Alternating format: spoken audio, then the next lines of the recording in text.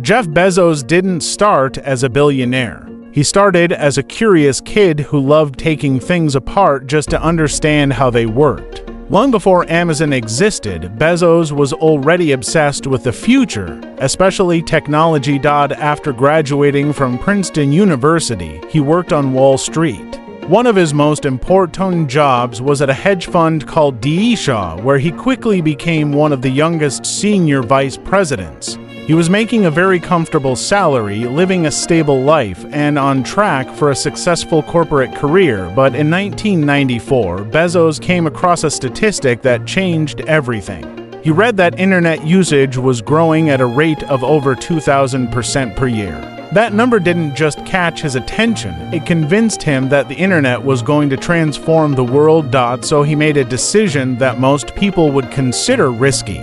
He quit his high-paying job and decided to start an online business. At first, Bezos didn't even know exactly what he would sell. He made a list of potential products and carefully analyzed each one.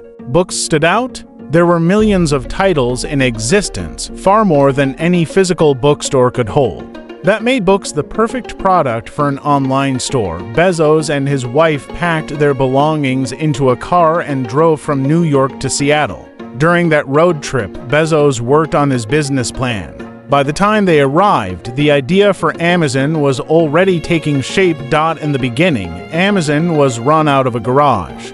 Bezos built desks out of wooden doors to save money. He focused on keeping costs low and reinvesting everything back into the company. The early days were far from glamorous. Orders were processed manually.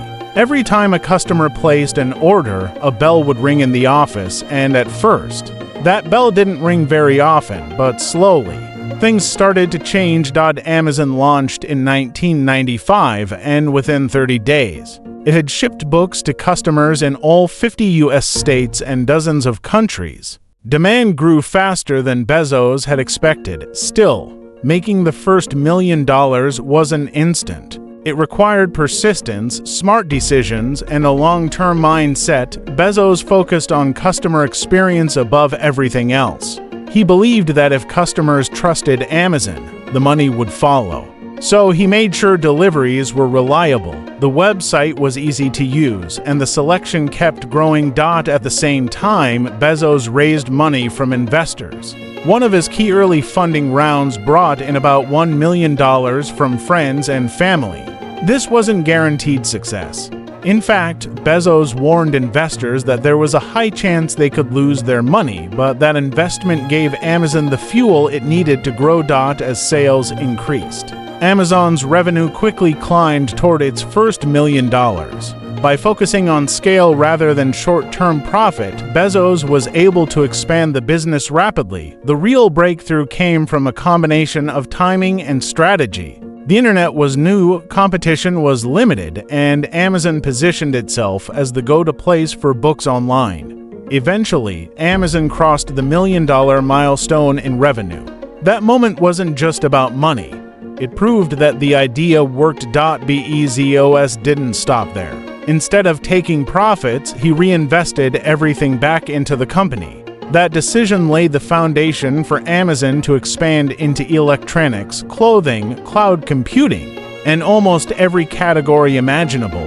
What's important about Bezos' first million is not just how he earned it, but how he thought about it. He wasn't chasing quick money. He was building something long-term. He took risks, left comfort behind, and bet on a future that most people couldn't yet see. And that mindset, more than anything else, is what turned a small online bookstore into one of the most powerful companies in the world.